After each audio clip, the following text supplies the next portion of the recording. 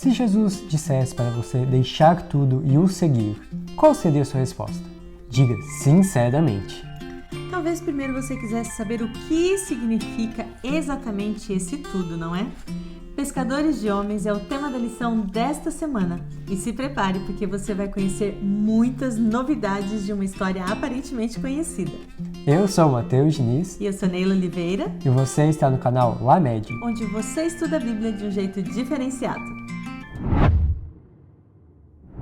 Os nossos abraços dessa semana vão para os adolescentes da Igreja do Vale Queimado, do Lar Adventista Lapsu, em Salvaterra de Magos, Portugal.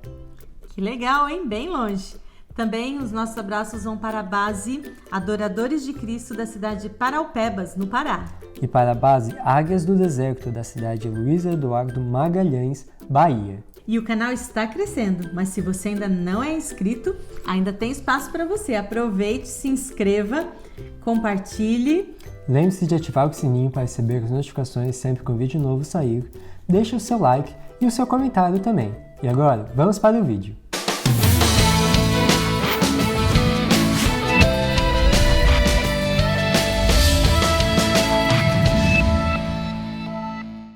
Quem nunca ouviu a música infantil que diz assim: Pedro, André, Tiago e João no barquinho, no mar da Galileia. Depois vem aquele lance de jogaram as redes, mas não pegaram peixes, até que Jesus mandou que jogassem as redes. E as redes ficaram como? Cheias de peixinhos. Talvez seja assim que você conheça esta história. Mas hoje você vai conhecer detalhes e vai entender como as coisas realmente aconteceram naquele dia. Se você tem boa memória, você vai lembrar que não faz muito tempo, na temporada passada, nós falamos do encontro dos primeiros discípulos com Jesus. André, que era discípulo de João Batista, levou seu irmão, Pedro, até Jesus. Filipe, que foi chamado por Jesus, levou Natanael até o Salvador. E esses homens começaram a seguir e a aprender junto com ele. Mas nessa história a gente vê um cenário diferente. Muita coisa já tinha acontecido mesmo. Jesus já havia realizado muitos milagres.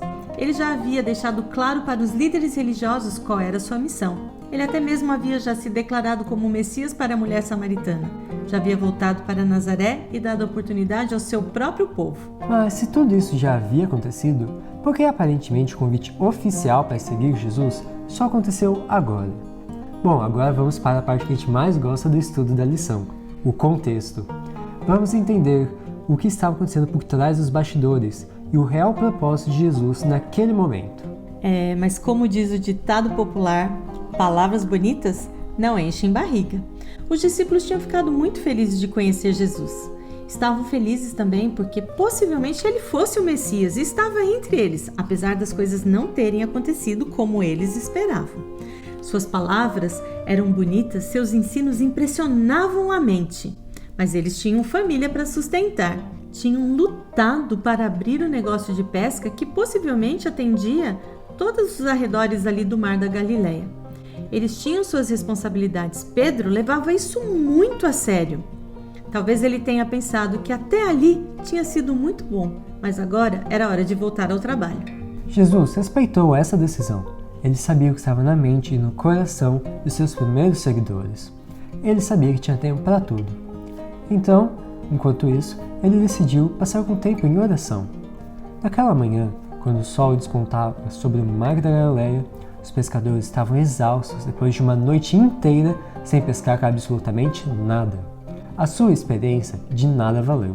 Jesus, por sua vez, estava em paz e queria apenas passar um momento de tranquilidade na beira do lago.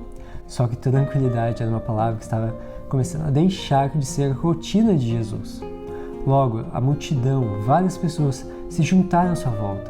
Todas elas queriam ouvir mais sobre seus ensinos.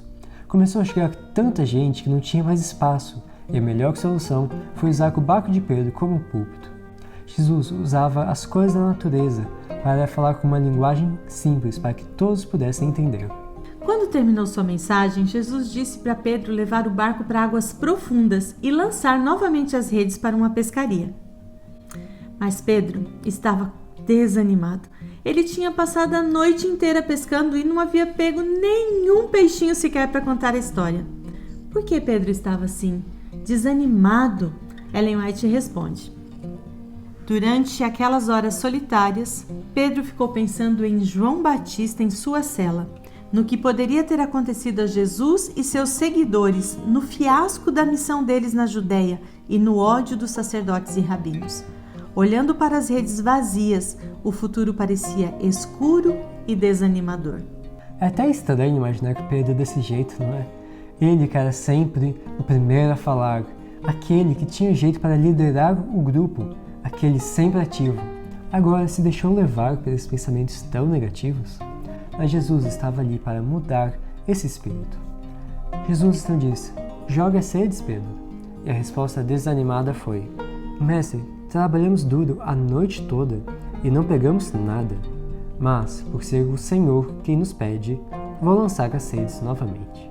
Era só por amor a Jesus mesmo que Pedro e seu irmão André jogariam as redes, pois qualquer pescador experiente, principalmente como eles, sabiam que aquele não era um bom horário para pescar. Os peixes podiam facilmente ver as redes e eles não seriam tolos de cair nelas. Mas não foi isso que aconteceu. Em pouco tempo, Pedro e André sentiram as redes tão pesadas que eles quase não estavam conseguindo puxá-las de volta para o barco. Eles tiveram que pedir ajuda a Tiago e João, que estavam em outro barco. Eles então vieram e os dois barcos ficaram tão cheios de peixes que estavam a ponto de afundar. Mais uma vez, Jesus tinha dado o que as pessoas realmente precisavam. Pedro não precisava de peixes. O que ele precisava era de esperança de que Jesus fosse quem ele pensava. Naquele momento, Pedro se sentiu totalmente indigno. Ele sentiu vergonha de ter duvidado e, ao mesmo tempo, seu coração transbordou de gratidão. O que Jesus podia ter visto nele? Sua reação foi lançar-se aos pés do Salvador e pedir que ele se afastasse, porque Pedro era pecador. Jesus simplesmente respondeu: não tenha medo, Pedro. De agora em diante, você não será mais um pescador de peixes, mas um pescador de gente, de pessoas. Dá aqui essa sua carteira de trabalho. Pronto. Agora, venha comigo. Vocês também, André, Tiago, João, me sigam. Até aquele momento, eles já seguiam Jesus, mas eles não tinham deixado o seu trabalho. A pesca, na verdade, tinha se tornado uma espécie de fuga para eles. Depois que eles souberam o que tinha acontecido com João Batista, o futuro não parecia muito melhor para eles, nem para Jesus. Mas agora, eles estavam dispostos a deixar tudo para trás, para se dedicar inteiramente à missão que Jesus tinha para eles. E o melhor de tudo, Jesus não deu a eles a garantia de um mar sem tempestades ou de uma rede sempre cheia de peixes.